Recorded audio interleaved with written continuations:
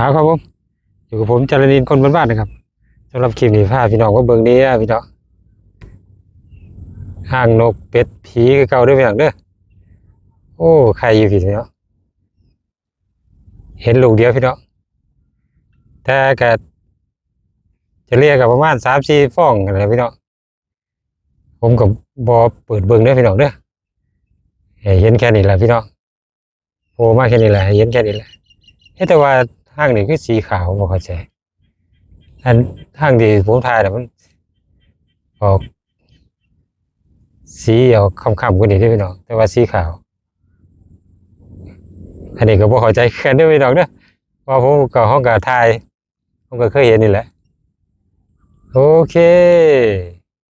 ขอให้รอดปลอดภัยเด้อเดี๋ยวมีโอกาสสิมาอัปเดตอีกรอบนึงเนาะโอเคน่าสิเป็นห้างนกเป็ดผีแหละพี่น้องส่งนี่เด้เนี่ยน้องบัวพี่น้องมืดแล้วพอมันสิได้ไปเลยพี่น้องมืดแล้วโอเคไปแล้ว